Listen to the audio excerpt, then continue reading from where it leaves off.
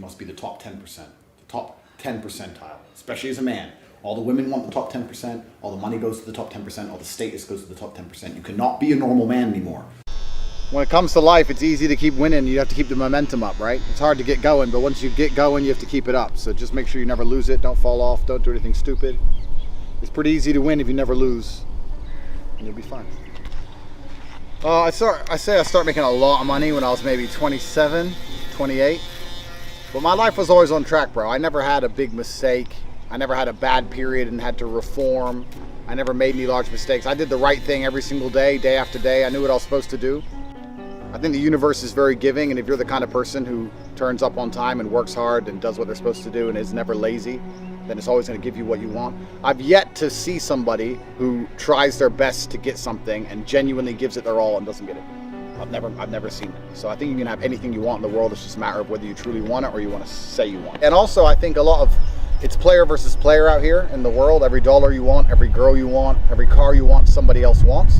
And we're fortunate that a lot of people talk about wanting things, and I think a lot of people are brutally lazy. You can outwork 95% of people by just simply working harder. You'll have anything. But as a man, you must go through a process of discovering what is true and what is false about the world, and developing absolute and utter competency so you can outcompete other men. Don't you wake up and think, how do I become the best man on the planet? Don't you wake up and look at yourself deep in your own eyes in the mirror and say, how do I become the most fearsome competitor on the face of the planet? How do I become that guy nobody wants to compete against? I don't think anything good in life happens by accident. If you find a person who's in fantastic shape and you say to them, how did you get in such good shape? They very rarely say, oops, I don't know, it just came to me.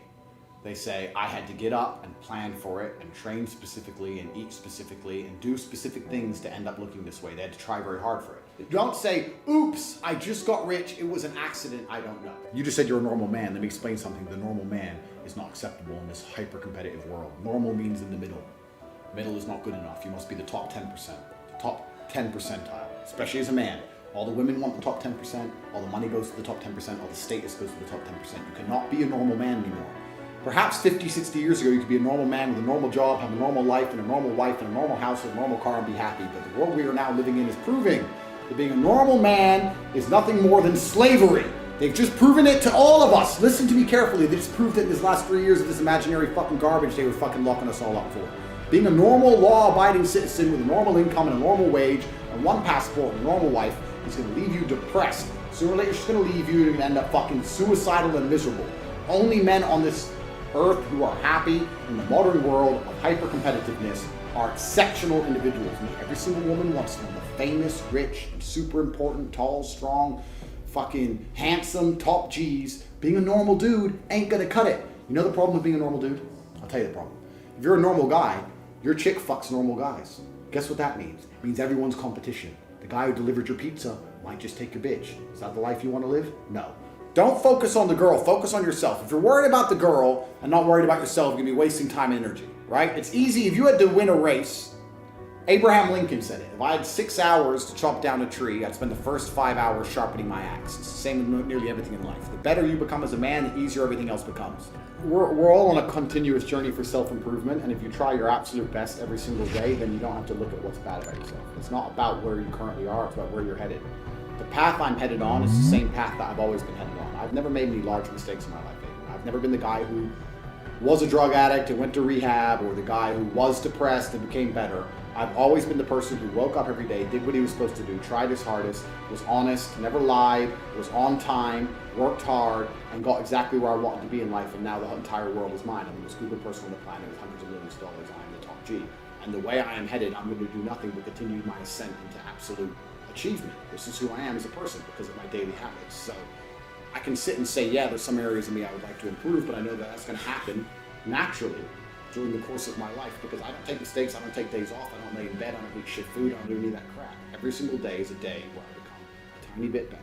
And as that compounds across my life, I'm going to die as the greatest human, greatest individual to have ever lived on the planet. Relationships between people is always going to be a value exchange. There's no such thing, unless you're being used like a fool, of you having all the value and the people next to you having no value to add to your lives. Even the friends you talk to, they make you laugh, so they give you value, right? So by extension, How do you get good people around you? How? Think about it. It's a value exchange, right? You want to have good people around you. Every relationship in the world is built on an exchange of value. So, how do you end up having good people around you? Have to be a good person. Good people have good people around them. Yeah. Bad people have Bad people around them. true or false. Facts. You look at a thief. Who are his friends?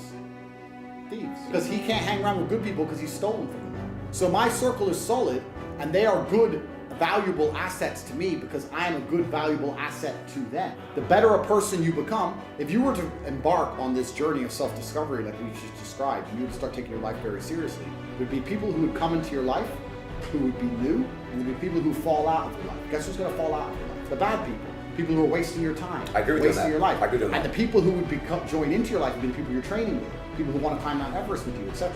The better you become as a person, the better your circle becomes. Which is why when people send me questions, and I get this a lot, hey Andrew, my friend did this to me, my friend stole my girl, some bullshit. Well, if you're hanging around with losers, guess what you are? A loser. A loser. If you're hanging around with snakes, guess what you are? A snake. A snake. There's no snakes in my circle, there's no losers in my circle. The best way to have a good circle is to be a good person. Life is very simple, and it will fix itself.